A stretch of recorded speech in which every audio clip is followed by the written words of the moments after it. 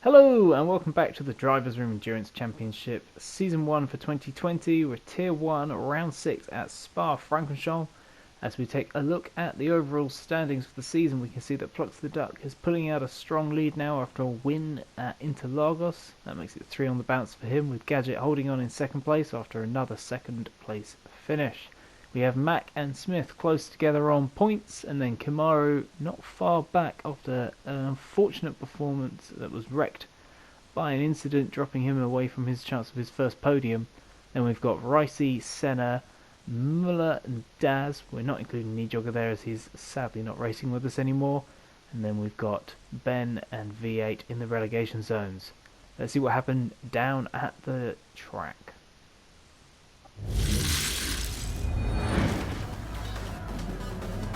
So a familiar sight on the front row with Smith taking pole from Plux. Let's see how they line up down on the grid. So we're at the beautiful circuit Spa-Francorchamps. As I said before, it's Smith on pole in the Hyundai. He's starting on the soft tyres. Look for him to try and make up for last week's surprise loss after he took pole and fastest lap, but an early incident cost him. Then we have Plux, who's running away with the championship right now. He's starting on the super soft tyres. We have Gadget, who's been Mr. Consistency. He too will start on the super soft tyres in the Hyundai. We have Mac, who's shown great form all season, taking an early season win last time out in the Bugatti. Look for him to be quick off the line with the four-wheel drive system. And we have Senna, who's qualified very well in that McLaren. Unfortunately, it's one of those cars which is quite bad on fuel and bad on tyres. Once it starts to wear those tyres, it gets very unpredictable. Kim, unlucky last time out not to have a chance at a podium. This time he'll be looking to redeem himself in the Pug.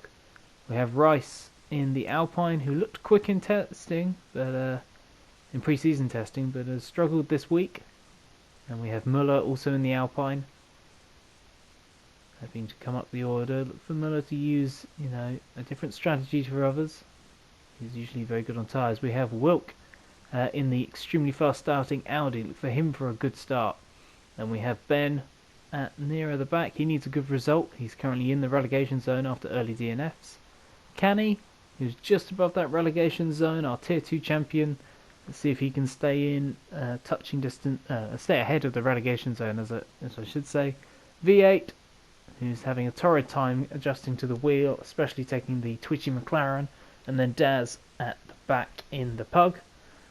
but he usually races better than he qualifies. So we are on the grid now. We have got Smith on the left, Plux on the right as we see it.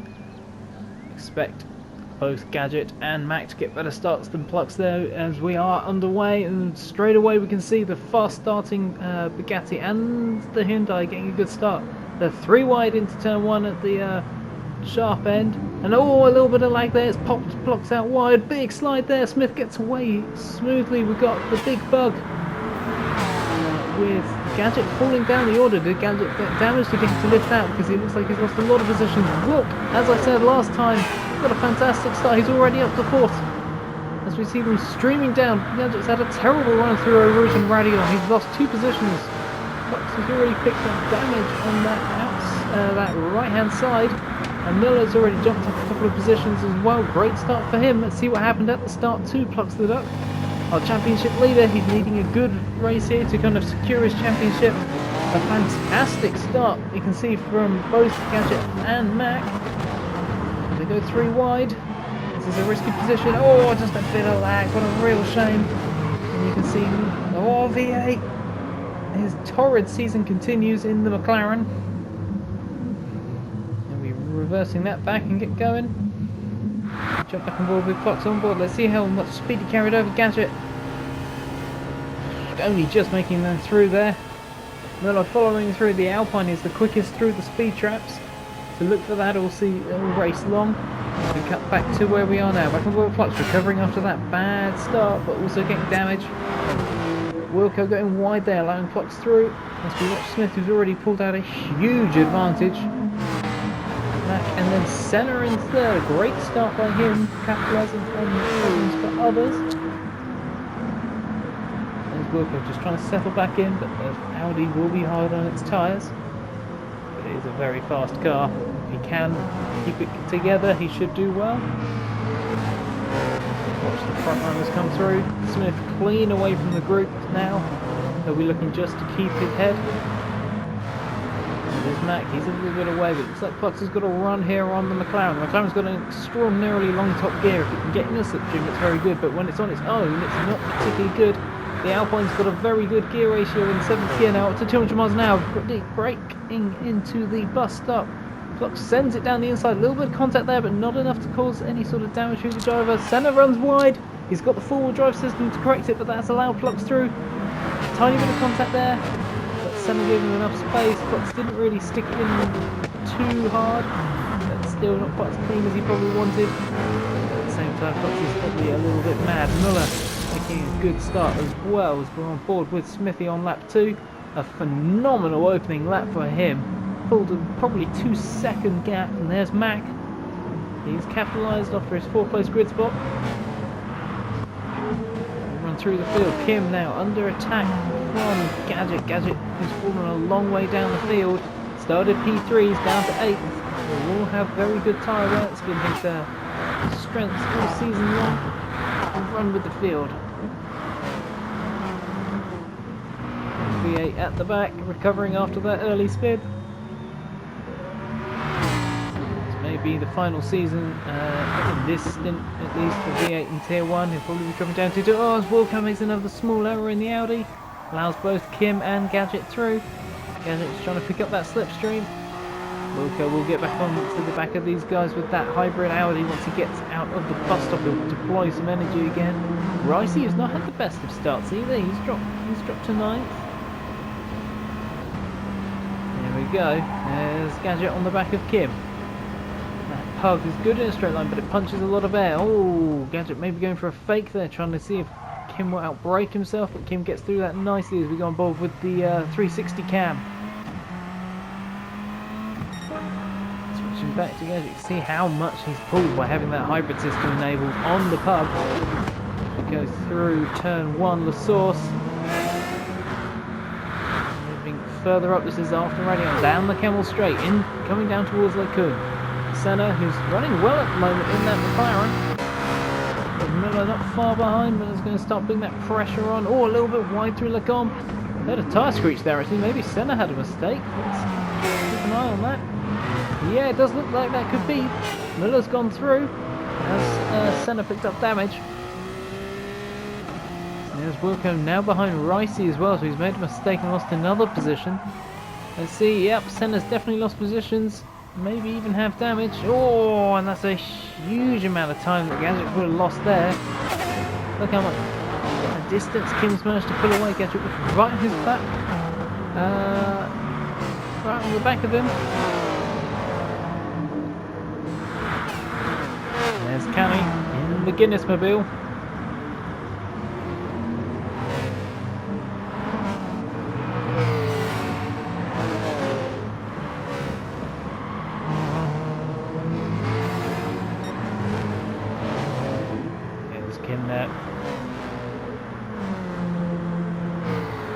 Muller, who's now at the front of his group. There's a big gap between the top three and the chasing pack now. Smith has already pulled a big lead over Matt, and then these two. Gadget now through on Senna into the bus stop. Damage, yes, on Senna. Does he continue or does he dive the pit? He does continue. He's going to be a long way down on top speed now then. That's probably a risky move.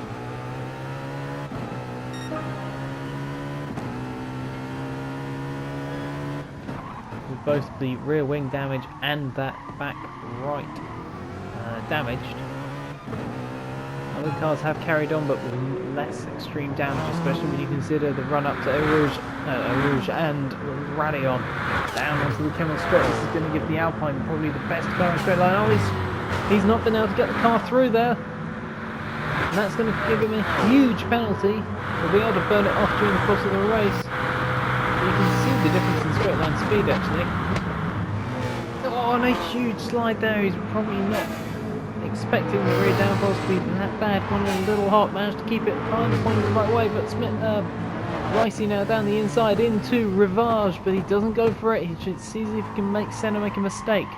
As we come through now, he takes the title line as we go through No Name, or is it now known as Ix? Or Speaker's Corner. The tough off-camber left-hander.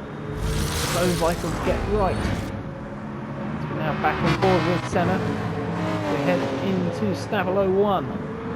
Oh, that's a big slide. Can he keep it on the road? Oh, he's in the Astro. Can he? Oh no, and just got that power too hard. And that is a trip into the gravel through Stavilo 2. Well, can he pick up that position? Probably so. We'll be able to get up back to speed. Will Daz have a go at him? There's V8 and Ben, who's had an incident as well. All going crazy at the moment, apart from this man who's just flying, though he's had a couple of poorer laps, I'd say. Smithy may be suffering with tyre wear already. It's Plux managing to keep in contention here. He's got the damage, which will be an issue. He won't be able to close anymore, I think. I think the car will become too unstable to be able to get close to Mac, but if he can stay in that lead fight, he might be able to have a go on strategy, get himself closer that way as we go on board with Kim, who's now got the run on Muller. Muller's starting to become a cork in this bottle. And you can see Gadget not far behind either. Oh, a little bit wide there from Kim in the pug. He needs to go a little bit tighter to the left to get the run through Malmedy now as we head down to Rivage. Back to the guys towards the rear of the field. Senna, who has now pitted for new tyres and a repair of that damage, along with Ben. Ben all the way to the back of the field. Terrible opening to this season for poor old Ben. Didn't even manage to start the first race of the season. So you see, oh, a very different line there. Gadget went early on the brakes. Carried the speed through the corner. Kim went for later on the brakes. Trying to separate himself there. Now it's the run through Stavilo 2, down the back stretch towards Blanchimont. Here we go. Can Gadget get close? Of course, now Kim's got a slipstream from Muller. This is going to help him, but here comes Gadget now. The Hyundai's not the best car in a straight line, but with a slipstream it becomes very slippy, gets a really good go. Getting Gadget not quite as brave as Kim on the brakes. That Hyundai may not be quite so good on the brakes, but it gets a great run out of the bus stop, and I think he might be through here. No, he's not, because Kim can deploy that hybrid power. Punches out the corner really well. This is going to be Gadget waiting again, and this is another race where Gadget having poor luck at the start has really cost him. He's well and truly got a car that can be fighting in the top 3 right now, but he's not even close because of that early issue. We didn't really see what the problem was. Did he miss a gear? Did he just get out the throttle and then just get swamped? We saw over the top of Radion, he lost 2 places, and they were just blowing by him. On board with Ricey. Ricey will be just looking for some points here. He hasn't looked comfortable all week despite being fast in pre-season testing. Looking fast. It looks like maybe the field has moved a little bit faster forward than Ricey did. They found something and he hasn't been able to. So we go back on board with the closest battle at the moment. Gadget holding a tighter line through Ravage as we go through Ix now, or no name as it reaches. Oh, he gets wide. That's going to cost him down the line. Gadget gets a look. Let's see. Go on board now with Gadget. Oh, and a bit of contact and a bit more. Did either can't get damaged. Gadget's lifted off to allow Kim back through. Kim switched on the outside. Yes, Kim has got damage and a stupid penalty from the game, but we don't really need to care about that. He should get rid of it. But the bigger problem there is the quite substantial damage to the front end of Kim's car. We'll have to see if Kim can manage to get by as we're on board with Smithy now, heading down towards the bus stop chicane. There's the big bug, followed by the Alpine of Plux. Plux may pit here to try and get the undercut. The stints are quite short here. It's a long lap. We're already 12 minutes in. And let's see what happens. And we do see Pluxtheduck going to get rid of that damage, see if he can jump Mac by getting the tyres on. But this is going to have to be both a fast pit stop and a great outlap by Plux to have a chance. Here's Miller now. He too pits early, so we're not seeing the strategy maybe some would have expected. And Ricey as well, so the Alpine not being so kind on its tyres. But it is a difficult car to drive. It has a knack of tearing up its front tyres. Plux manages to get out in front of Gadget. That's crucial for his chance of getting past Mac now.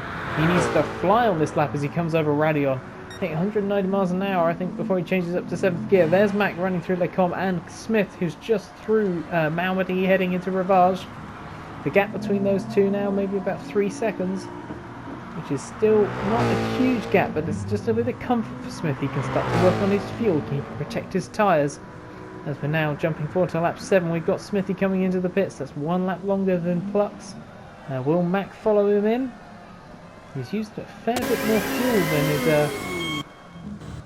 than the other drivers around him, but Mac's in as well. So here comes Plux. Has it worked? He won't be able to obviously jump Smithy. Smithy's a long way ahead.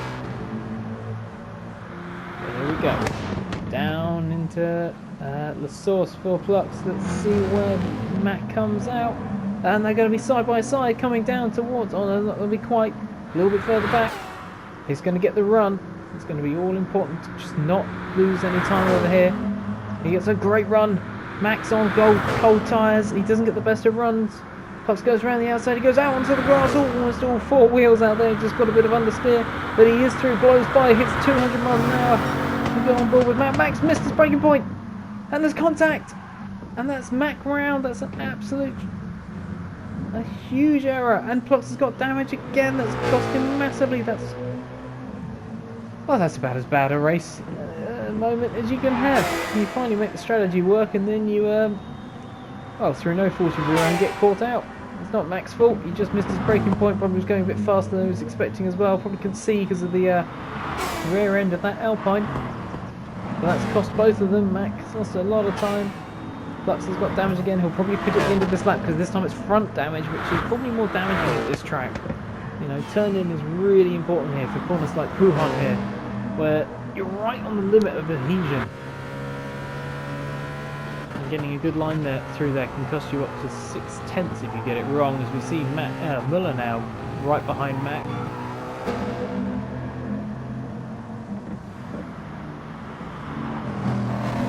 Costly mistake for both of them. Mac was on fresh tyres. He could have just sat in behind Plux. They could have both tried to work together to get back towards Smithy. Oh, and another big slide there by Senna. That McLaren is an absolute handful. It's a good fun hot lapping car. But you put fuel in it, you put tyre wear on, and my word does it tear itself to pieces.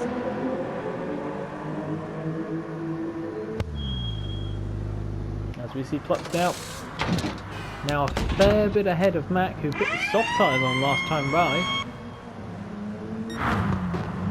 But this has absolutely thrown both their races away. Smith has now got a huge lead as we see Miller having a go, has a look. Plux is going to hold this one pretty hard. I think they're going to look at side by side into a region. This doesn't work, boys, and Miller moves out there, yields that. He just knows it's not worth trying. Take the slipstream, but he's lost a lot of ground there. Plux is going to be on fresher tyres, and probably has even more fire on his belly than he did before. Damage twice in one race is rare for Plux.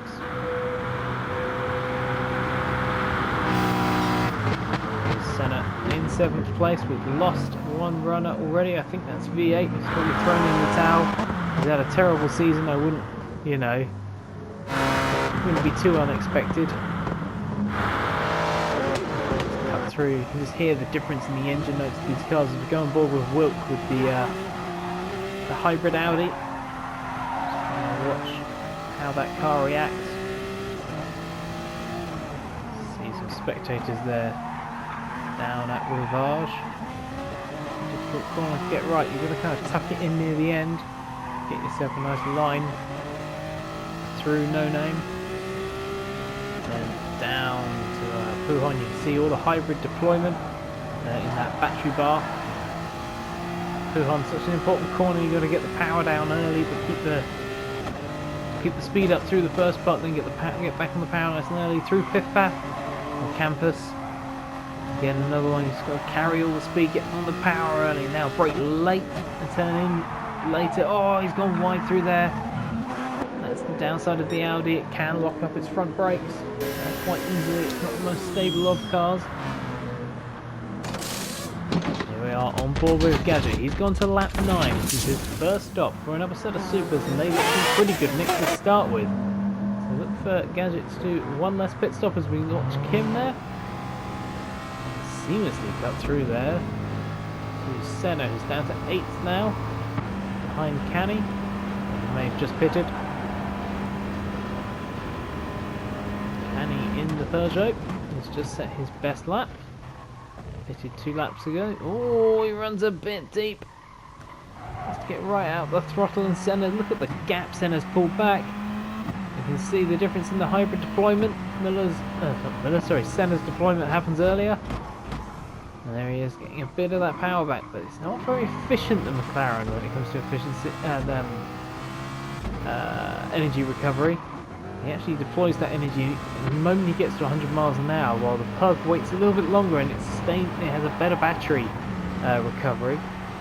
And actually he came back at him, but he got a bad run through there, so he's going to have to see if he can now tuck back into that slipstream. But the Pug is quite a difficult car to drive, although it's probably the safest of all the cars.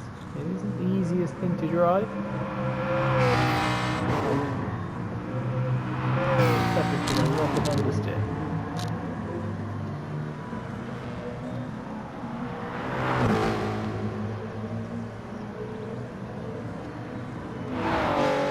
Ricey and Wilk falling down the order now after that terrific start again.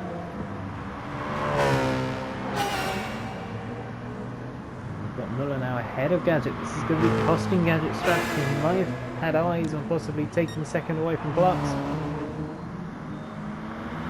Gadget, who's had a sustained campaign. He finished second last time out and second at the Nürburgring 2. He hasn't really been able to find that form that he had in round 1 at Tokyo, where he managed an excellent victory, outsmarting both the 2 drivers around him, Smith and Plux. Both committed to 3 stops. He stayed on the 2, managed to make it work. Talking of Smithy, here he is out front, just set a new fastest lap a couple of laps ago. Looks imperiously out there, about 15 seconds ahead now. And he can now take it easy, he can relax on his fuel, protect his tyres. And even if he makes a small mistake, he's got plenty of time. There's Gadget trying to time his run. This is going to be difficult. The Alpine is the best car in a straight line. The Hyundai is very good. It's going to be close. He's not going to be able to make that gap back. There's Kim ahead of Mac now. He's got more pace. There's Senna in the McLaren. There's Smithy heading down possibly for his next pit stop. It's about the right sort of time. Yes, he does. Goes in. Pit stop here at Spa. Always treacherous. Very easy to accidentally spin it into the pit lane and Austin Powers yourself. And that would basically be race over. And would only be the most embarrassing thing probably possible for the race leader to do. Luckily he gets through, as does second place. A lot more fuel saved for Plux, but that's mostly because the Alpine is quite fuel efficient. So he's probably been pushing. See how much fuel they've both put in. As Gadget does take second place, does Miller manage to get back in front of Plux? There's Gadget comfortably ahead. So now it's Gadget. Plux's turn to have traffic. When we say traffic, you know, this is a race for position, but they are on different strategies. We'll see how hard they fight each other. There's Senna in the thirsty and tyre-hungry McLaren. This is a popular car in Tier 2, and we'll see how many people hold on to it after its first season. It's a car that's proved to be quite difficult to drive, but was very fancied, it seemed, coming in. It does look great. And the Hyundai's now run 1 and 2. In some drivers' hands, like Gadget, it's a very tyre-friendly car. In other drivers, like Smith, it's not so. It requires a very particular driving style. The Alpine in 3 and 4 right now. That's another car with a very unique driving style for a mid-rear engine car. It doesn't actually have a quite as good turn-in as you'd expect. Big Bug, this is a car only picked by a couple of drivers, and actually I think it's proven to be one of the better cars. A lot of pre-season testing was done before these cars were announced to the wider public.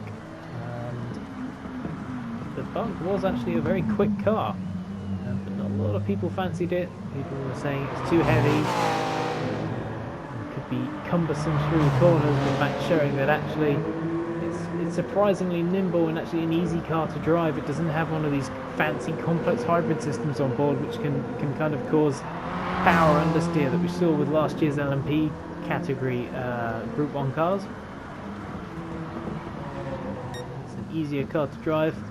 There's Smithy now on lap 17. Hasn't set a fastest lap so far, but of course he's only just pitted. We'll see this time by if he can do so. Comfortably out front. There's Gadget. A couple of seconds behind is Plux. Plux is flying and actually is shown pace-wise, him and Smith are about the same today, but circumstances push them apart, and that's the problem that happens when you get a bad start. It puts you back in the pack and can lead you to 3 wide situations where anything can happen, and unfortunately online racing does have lag, and lag can cost you when it bites. Let's see how the fresh tyres on the Alpine fare. Plux clipping the apex nicely there, getting a good run through X. Is a hard corner to get right. And it is Gadget a little bit wide of the apex through Pujon. It gets a nice return through there, gets on the power pretty early. The Hyundai is probably the best car through the middle sector. It's got the best turn-in of any of these cars.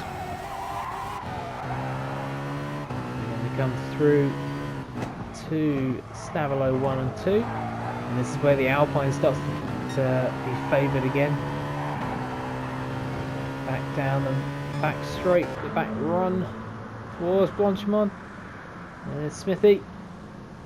Nice and clean through the bus stop. Very easy car to drive, the Hyundai. A little bit wide there, and just bubble over that, but 4-wheel drive will keep him safe. No dramas. And there's Plux. Oh, has Plux gone deep? He has gone deep into the back, into the bus stop. And that's a really messy thing to have done, because that's going to have lost him about a second probably on Gadget. He'll have to fight that all the way back. And as if by magic, lap 10. Sorry, lap 18, 19 now. Absolute blindness here from your commentator. That doesn't look like Gadget was fighting that too hard. They're on different strategies. The pace isn't with Gadget right now, it's with Plux. And Gadget kind of let that one happen. As Plux is fired up, doesn't want to have any chance of any incidents. But here is an interesting battle between Kim and Miller. Miller gets out first. He came in first. Here's Kim. Has to take a bit more fuel as well. There is Smithy. Out in front, as we've seen so many times recently. In season 6 of 2019, he was unbeatable ran away with the championship with 5 wins from 7 races. Setting pole positions and fastest laps throughout.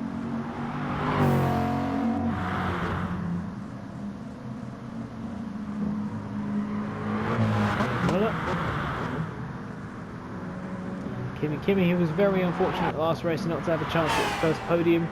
He's been knocking on the door since. Let's see if he can work his confidence back. We'll go in 9th. We've lost another runner.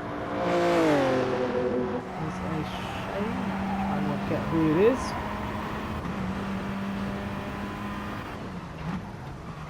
I think it is Daz that we have lost. So that is an unfortunate result for him. I don't know if that was through network or just the car packing up. And he now in to get his car. This is a good little battle for 9th and 10th. Two similar looking cars. The bigger, more car shaped cars, less spaceship like.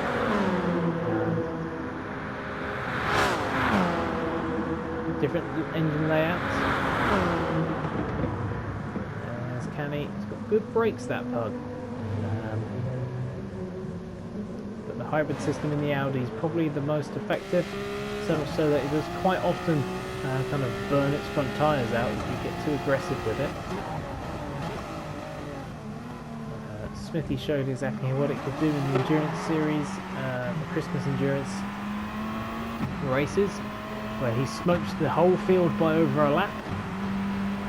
Really showing just how fast this new VGT class can be. It's not quite as fast as the LMP class last year, but they're fast in different ways.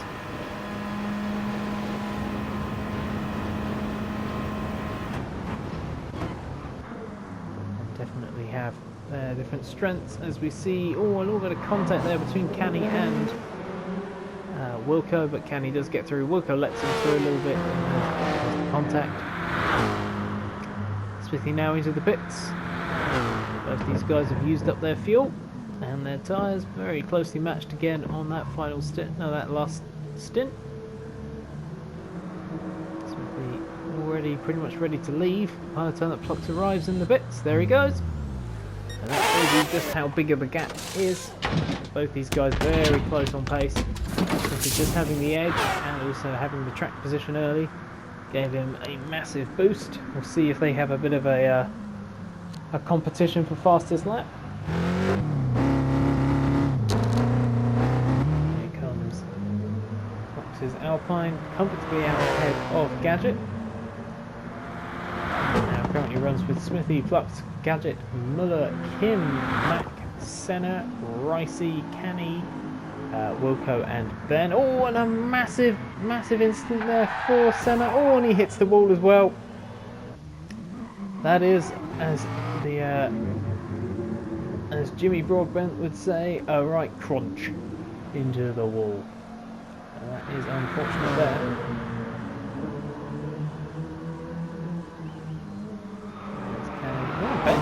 Ben is now in 10th, Wilco in 11th, so Wilco's either pitted or made a mistake. That's a bit of a shame actually for Wilco, who's had better pace than I think. And I think 11th has really shown. It's a brave choice going in the Audi. It can be a tricky car. on board now with Muller. Muller having to pit. And around 12 minutes to go, about 6 laps. So this will drop him back behind Kim. Currently he runs 4th. We'll see if Kim or Mac need to pit. Looks like Mac's good to the end, so Kim is in as well. Kim's got more fuel on board than Muller, so these guys are going to close up a bit. As the Alpine is very fuel efficient, but Kim's got more fuel on board. Here we go. Muller is out with 34% fuel added to his car. Comes out with 35%, so he would have gained probably about 2nd. And there's Senna now. Like he's setting a pretty good lap time. Go back on board with these boys. It's a couple of laps later. You can see Muller on those fresh tyres, that low fuel. He's starting to reel Mac in. It's going to be another Alpine chasing the Bugatti over the top of Radion. Now down the Kemmel Straight. He's starting to pick up that slipstream. Hits 7th gears. He crosses over 190 miles an hour. This time Mac does defend. He tries to break that slipstream. Comes back across to take his racing line, which he's perfectly allowed to do. He made one move on the straight and one move into the braking turn. That is perfectly fine. Just broke that slipstream enough to stop Muller getting close, but Muller's still going to be pretty close. It takes a moment there for the software there to switch on. This is a great view in this car because of that big rear view mirror mounted in the centre kind of instrument gauges, or they should be. You can see Muller there chasing him down. Big Bugatti is a nimble car. It's big and it's heavy, but it is a fast car and it looks fabulous. It's really what this class should look like. The Alpine and the Hyundai, they're kind of a bit too spaceshipy for how this class should look. The McLaren as well. It's starting to be a hypercar series. If it were possible, the Tomahawk SRT would be in this series. In this class, but unfortunately it's just too darn fast. And I did say that maybe Senna might set a good lap. It looks like he pitted actually before he did that. But he did pit. He's come out and done a 57.9. I was talking earlier about Smithy and Plux maybe going for a fastest lap battle, and it looks like Plux had it momentarily, but Smithy took it back. These guys down in the 57.7 for Smithy, 57.8 for Plux, and we saw Senna actually setting a 57.9, so that McLaren is a good hot lap car. It just can't protect its tyres, but we are now heading into the last lap. We saw Smithy for a bit. He's driven immaculately, set pole, got fastest lap, going to get the win. Nothing more you can really ask for in an hour endurance race. Just driven sublimely. Never threatened by anybody, mostly because all his competitors decided to take each other off. He's just driven clean away. It's going to be a full house 54-point score. It kind of launches him back up the standings after a couple of what he called duff races. He DNF'd in the Nürburgring and had a lot more incidents at Interlagos than he should have done. He still recovered to 3rd, but he wouldn't be happy with that. Here he is now in the Hyundai. We didn't see him run at Autopolis in the Hyundai, so this is our first view, and it looks like it's going to be a winner. He's got enough fuel just to tickle it home. Let's go on board with this battle again. This is quite a close battle. It looks like Max managed to hold them off even on the older tyres. I'll actually pull that gap back out. Maybe Muller had a problem on the previous lap, because now it's like Kim's closing in on Muller. So let's head down the back straight into the bus stop one last time. Smithy is going to cruise to victory, imperiously so, launches himself back into the championship battle with a fantastic win. Plux race was kind of over lap 1, then got made worse on lap 7 with more damage. Not really his own fault. Couldn't overcome that problem. Had good pace. Had probably a good strategy too, but come home in 2nd is not bad damage limitation. It'd be annoying if he couldn't steal 2 points off of Smithy, but it's not a terrible race. Same with Gadget, probably could have been more in the mix if he wasn't stuck in 8th for a lot of the first stint. But he will come home in 3rd position, continues that run of podiums. Wilco drops us over the line. We can see Ricey, Canny and Ben finished 9th, 8th, 9th and 10th. And Mac does hold on from these two. Kimmy might get a look. Oh no, he doesn't quite get the run, even with the hybrid power. So that'll be Mac, Muller, and Kimmy in 4th, 5th and 6th. And then Senna will be our last man across the line. Just how World Endurance Racing works. It'll take us. He'll be reasonably happy with 7th, I think. A couple of silly errors, probably a chance at 4th or 5th. He showed he had fantastic pace on fresh hot tyres. Not the cleanest of dries from Senna.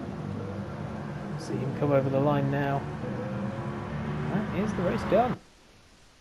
So as we see there, Smithy creaming the field today, cruising through with pole and fastest lap and about 15-second win. Plux takes himself a fairly strong 2nd, good recovery drive. Same for Gadget, recovers from 8th to get 3rd. Keeps Smithy at bay in the championship. As we take a look at the standings, Plux extends his lead to Gadget after 6 races, and we can see that Smith has jumped up above Mac and is now closing back in on Gadget. Gadget will start dropping scores after round 7, and Smith will not drop any scores, so that will be a tight, close fight. Then we have Mac and Kim, they're quite close together, and then Ricey down to Senna, Muller, Nijogger, who's not racing, Wilk, Daz, Jules, Canny, Ben, and then V8. So Ben and V8 currently in our relegation zone. To see if either of those two can pull themselves out of trouble, that will all come next time. Thank you very much for watching. Check out the other channels involved with the Drivers Room. We've got Muller, we've got Grimlock, or AGT Racer, we've got DJ Rice, and we have Camaro 75. Thank you very much, and catch us again soon.